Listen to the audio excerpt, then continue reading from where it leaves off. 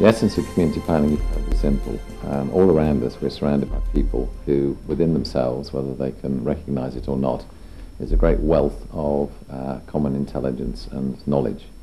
If we can tap that knowledge and intelligence, we can enrich all the processes that we're involved in, and we can bring about much better solutions, and we can even involve those people in sustaining the solutions in the future.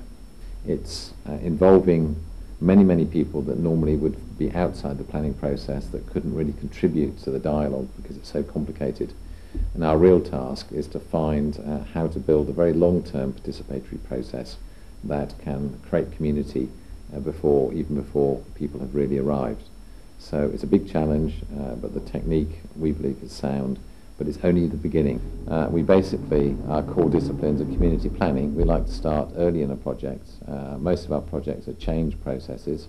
They obviously often have a physical element, but above all they're social change and economic change processes, whether it's creating new settlements, creating new mixed-use urban villages on old brownfield sites in the inner cities, looking at town centre expansions, looking at market towns, and also working on peace and reconciliation projects.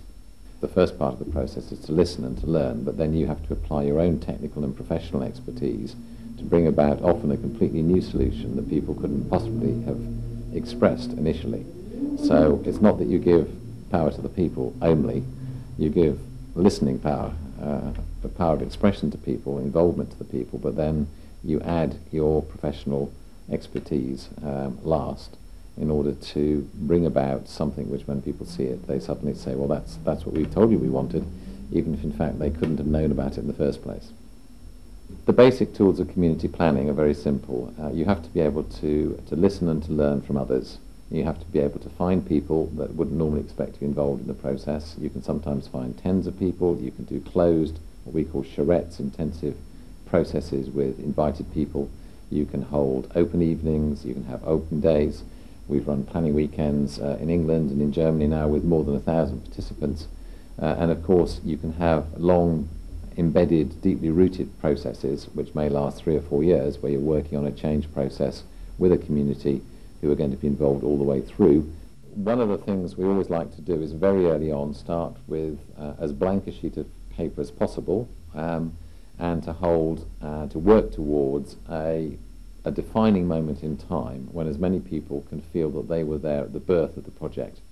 We call this a community planning weekend. We bring together the team, we assemble, we have briefings. There's a long preparatory period beforehand to ensure that all the players that will continue with the process afterwards are committed and involved. And then we hold 2 public days of future workshops, which are very simple. We use post-its to go through problems, dreams and solutions. You can use this with 20 people. You can actually run a workshop with 200 people. You can run workshops in parallel, so that a lot happens at the same time. And every hour and a half or 2 hours we have report backs where we get local people to report back on the outcomes of their workshop. The good thing about going fast is that you see all the common pictures emerging very simply. And it's the common ground that our process identifies rather than the conflict. Most other processes actually stoke up bad feelings, conflict, and lead to very politically difficult situations for ultimately the decision makers.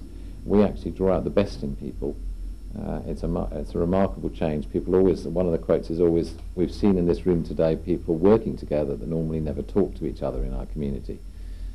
We find new community leaders, new community entrepreneurs emerge miraculously every time we carry out this process from the most unexpected sources. On the second day we move towards what we call hands-on planning, where we quite simply sit around groups. We facilitate the tables. At each table there will be a completely new group of people that had no expectation of being with those other people, thinking about a place or a project or a process. Within the team we will have people who know that they will be analysing the hands-on planning. They will be synthesising the physical implications of all the work. We have people that will be analysing all the thought processes from the workshops and distilling those out into key issues and action points. All of this is action orientated. We will then be summarising those in words and in drawings, and we will then start, for example, if it's we're planning a new neighbourhood, we will start to actually create the first vision of a master plan for that area. And it's amazing when you have been given all the good ideas by a large number of people, the strength of conviction that you can put into creating something that personally I could never do if I was just to stand up and say, well, this is my idea.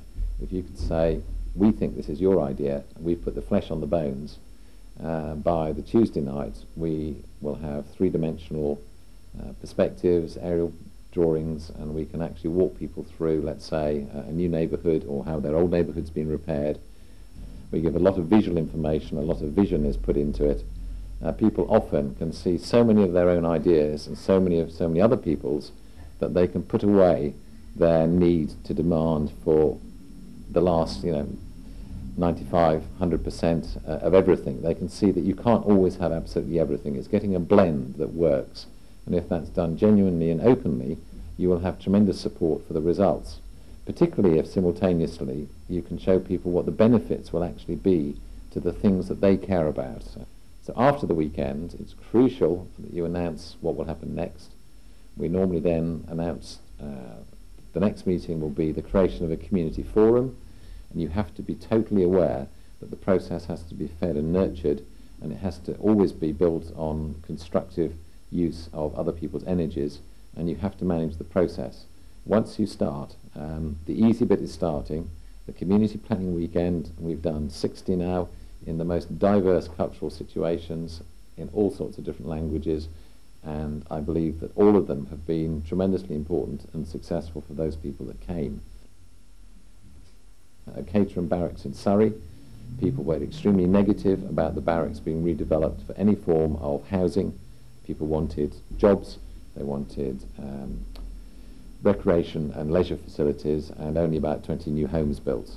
Over a planning weekend we came up with proposals for a mixed-use urban village because people realised that they needed people in the community to bring economic power into the community, that if we had more people we could produce a new bus service which would actually take cars off the roads and could link in with their community. We could provide a whole range of services for local people, and we could provide a new community development trust with assets in the form of old army gymnasiums, playing fields, green belts where a community farm can be built, the listed chapel which is going to be used for community businesses.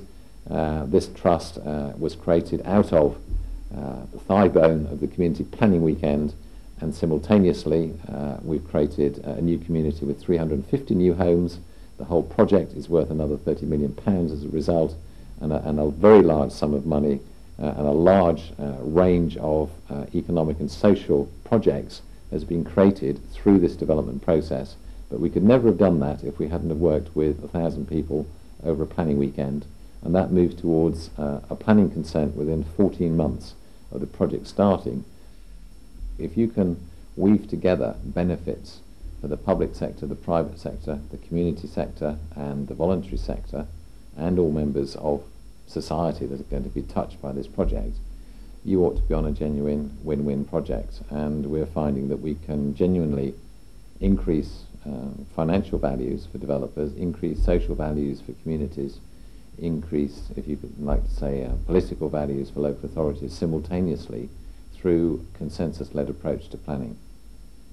I think that the presentation that we've had this evening has picked up on a great many of the items and issues that were talked about over the actual weekend, and I think that a lot of the vision, if you like, of the possible future of the settlement is encouraging. It's nice to see some of the vernacular, some of the scenes that many of us recognise from around the county incorporated in what could be a very attractive new settlement. If the things that are talked about this evening, if the participation continues, if the consultation continues, and if the community forum can actually really get off the ground and not only be listened to, but actually have their thoughts and their ideas incorporated, it could be really something quite special. From here, we want to take the process forward, working with the local community So this is just the start of a long process. It's been a very good way of pulling together a lot of information in a very short time. And I think it sets an agenda for the joint venture and its consultants and advisors to work to now, to work with the local community in making a real place.